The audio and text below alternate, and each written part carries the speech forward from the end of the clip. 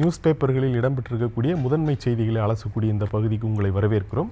இன்றைய நாளிதழ்களினுடைய முதல் பக்கத்தின் முக்கிய செய்தி என்று எடுத்துக்கொண்டால் அது ஆளுநர் அதிகாரம் தொடர்பாக உச்சநீதிமன்றத்தில் நடைபெற்று வருகிற வழக்கு விசாரணை தொடர்பான செய்திதான். அந்த செய்திதான் தவறாமல் எல்லா நாளிதழ்களிலும் முதன்மையாக இடம்பெற்றிருக்கிறது. இந்த ஆளுநரினுடைய அதிகாரம் குறித்து ஏற்கனவே உச்சநீதிமன்றம் ஒரு தீர்ப்பு வழங்கி இருக்கிறது. சட்டமன்றங்கள் நிறைவேற்றி அனுப்பக்கூடிய மசோதாக்கள் மீது முடிவெடுப்பதற்கு 3 மாத கால அவகாசம் காலக்கெடு நிர்ணயிக்கப்பட்டிருக்கிறது. ஒருவேளை ஆளுநர் குடியரசுத் தலைவருக்கு அந்த மசோதாவை அனுப்பினால் குடியரசுத் தலைவரும் 3 மாதங்களுக்குள் முடிவெடுக்க வேண்டும் என்ற அந்த காலக்கெடு நிர்ணயிக்கப்பட்டிருக்கிறது. அதை எதிர்த்து தொடரப்பட்ட வழக்கு அல்லது குடியரசுத் தலைவர் மாளிகையிலிருந்து தெளிவுரை கேட்டு தொடரப்பட்ட அந்த வழக்கின் மீதான விசாரணை தான் உச்சநீதிமன்ற தலைமை நீதிபதி BR கவாய் தலைமையிலான 5 நீதிபதிகள் அமர்வில் தொடர்ந்து நடைபெற்று வருகிறது. 6வது நாள் விசாரணையின் போது முக்கியமான கேள்விகள் எழுப்பப்பட்டிருக்கின்றன. இது ஏற்கனவே ஆளுநர் என்பவர் சூப்பர் முதலமைச்சர் அல்ல.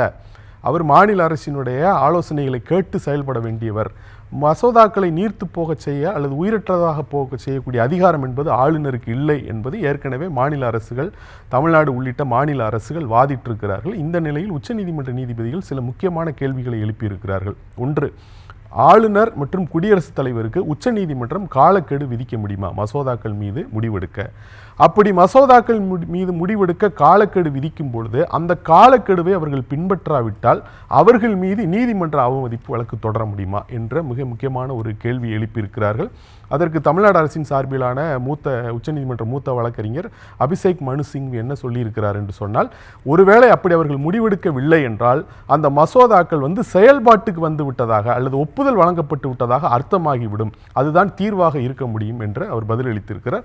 அதற்கு மீண்டும் உச்சநீதிமன்ற நீதிபதிகள், மசோதாக்கள் மீது முடிவெடுக்கும் ஆளுநரின் அதிகாரத்தின் மீது உச்சநீதிமன்றம் தலையிட முடியும் என்றால் ஆளுநரினுடைய பிற அதிகாரங்களிலும் கூட உச்சநீதிமன்றம் தலையிட முடியுமா என்று உச்சநீதிமன்றம் ஒரு கேள்வி எழுப்பியிருக்கிறது.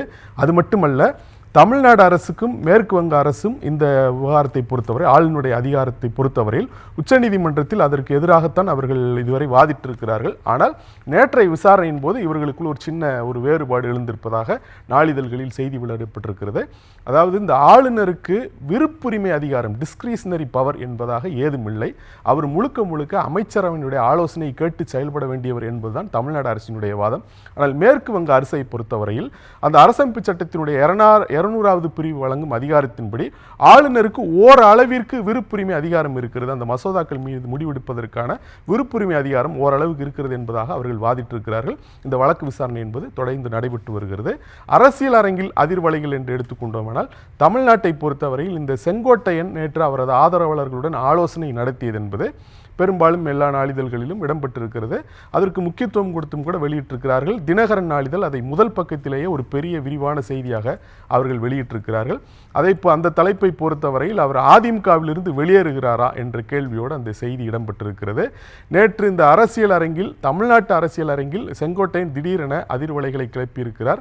அவர் 5ஆம் தேதி மனம் திறக்க இருப்பதாகவும் அவர் கூறியிருக்கிறார். அவர் 5ஆம் தேதி மனம் திறக்க இருக்கிறார் என்று சொன்னால் அவர் யார் மீதான அல்லது எந்த அரசியல் கட்சி மீதான காதலை வெளிப்படுத்த போகிறார் என்கிற கேள்விதான் தற்போது எழுந்திருக்கிறது.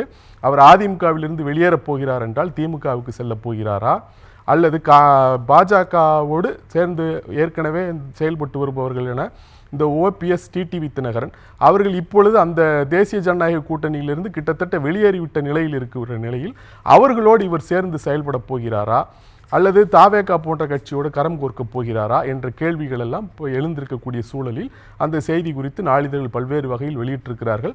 ஆனாலும் கூட தமிழ்நாட்டு அரசியலை பொறுத்தவரையில் இந்த தேர்தல் நெருங்கக்கூடிய வேளையில் இந்த அரசியல் ரீதியான நகர்வுகளில் மாற்றங்கள் ஏற்படுகின்றன என்பதுதான். டிடிவி தினகரன் அந்த தேசிய ஜனநாயக கூட்டணியிலிருந்து ஒதுங்கி கொண்டது போன்ற ஒரு பதிலை சொல்லியிருக்கிறார். OPS ஏற்கனவே ஒதுங்கி விட்டார்.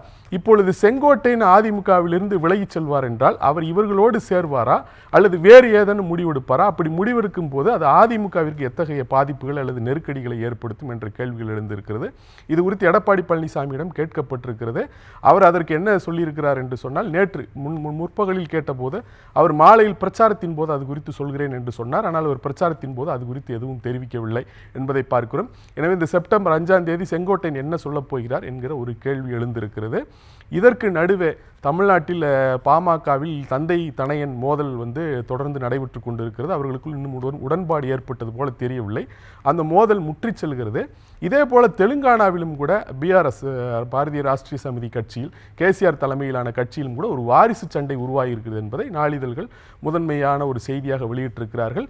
கேசிஆரினுடைய மகள் கவிதா போர்க்கொடி தூக்கி இருக்கிறார். அவர் கட்சியினுடைய மூத்த தலைவர்கள் 2 முன்னாள் அமைச்சர்கள் குறித்து தெரிவித்த கருத்து வந்து கட்சிக்கு அவப்பெயர் ஏற்படுத்தும் வகையில் இருப்பதாக கூறி அவரை சஸ்பெண்ட் செய்திருக்கிறார்கள். அவர் எம்எல்சி பதவியிலிருந்து கூட வெளியே விலகக்கூடும், அல்லது அவர் கட்சியிலிருந்தே வெளியேறக்கூடும், அல்லது வெளியேற்றப்படக்கூடும் என்பதாக அந்த செய்தி வெளியிட்டிருக்கிறது. அந்த செய்தியை பொறுத்தவரையில் மிக முதன்மையாக கேசிஆரினுடைய மகன் கேடிஆருக்கும் மகள் கவிதாவுக்கும் இடையே கட்சிக்குள் அந்த அதிகார சண்டை என்பது இருக்கிறது. யாருடைய கை ஓங்க வேண்டும் என்பதில் அவர்களுக்கு ஏற்பட்டிருக்கிற மோதல் தான் இப்படி பரவலாக பல்வேறு வடிவங்களில் வெளிப்படுகிறது. இந்தியாவை பொறுத்தவரையில் வாரிசு அரசியல் என்பது புதிதல்ல, வாரிசு அரசியல் சண்டை என்பதும் புதிதல்ல என்கிற வகையில் அந்த செய்தி இடம்பெற்றிருக்கிறது. இதை தவிர்த்து விட்டு பார்க்கும் பொழுது அரசியல் அரங்கில் அதிர்வலைகள் என்று சொல்லும்போது பீகாரில் பேசிய பிரதமர் மோடி தன்னுடைய தாயை அவமதித்து விட்டார்கள் என்று அவர் குற்றம் சாட்டியிருக்கிறார். பீகாரில் வாக்காளர் அதிகார யாத்திரை என்ற பெயரில் ராகுல் காந்தி ஒரு பேரணி மேற்கொண்டார். அப்படி ஒரு பொதுக்கூட்ட மேடையில் யாரோ ஒருவர் ஏறி மோடி குறித்தும் மோடியினுடைய தாயார் குறித்தும் மிக மோசமாக இழிவான சொற்களை பயன்படுத்தி பேசிய வீடியோ என்பது வைரலானது. அதை ஒட்டி ஏற்கனவே பாஜக பல்வேறு கண்டனங்களை தெரிவித்திருக்கிறது. இந்த நிலையில் இது குறித்து மோடியும் பேசியிருக்கிறார். தன்னுடைய தாயை மட்டும் அவர்கள் அவமதிக்கவில்லை, இந்த நாட்டினுடைய தாய்கள் சகோதரிகளை அவர்கள் அவமதித்திருக்கிறார்கள். அதற்கு பீகார் மக்கள் உரிய பாடம் புகட்டுவார்கள் என்ற ஒரு அர்த்தத்தில் என்று பொருள்பட அவர் வேதனையோடு அந்த கருத்தை தெரிவித்திருக்கிறார். அதுவும் கூட இடம்பெற்றிருக்கிறது. ஆனால் இந்த விவகாரத்தை பொறுத்தவரையில் இந்த மோடியை இழிவுபடுத்தும் வகையில் அல்லது மோடியினுடைய தாயாரை இழிவுபடுத்தும் வகையில் ராகுல் காந்தியோ அல்லது தேஜஸ்வி யாதவோ அல்லது வேறு பிற தலைவர்களோ அல்லது கட்சியினுடைய நிர்வாகிகளோ யாரும் பேசவில்லை.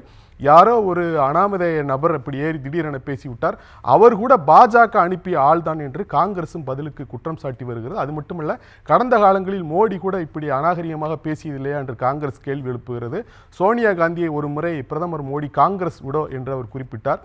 அதையெல்லாம் சுட்டிக்காட்டி அவர்களும் ஒரு பக்கம் பதிலடி கொடுத்து வருகிறார்கள். இது அரசியல் அரங்கினுடைய அதிர்வலைகளாக இருக்கிறது. இதற்கு நடுவே பிரதமர் மோடி செப்டம்பர் 13 மணிப்பூர் பயணம் செல்ல இருக்கிறாரா என்ற ஒரு கேள்விக்குறியோடு நாளிதழ்கள் ஒரு செய்தியை வெளியிட்டிருக்கிறார்கள். மணிப்பூரில் 2 ஆண்டுகளாக கலவர சூழல் நீடித்து வருகிறது.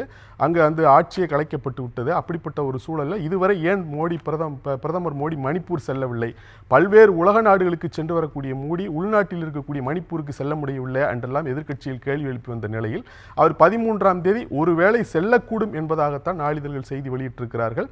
அவர் உறுதியாக செல்வாரா என்பது தெரியவில்லை.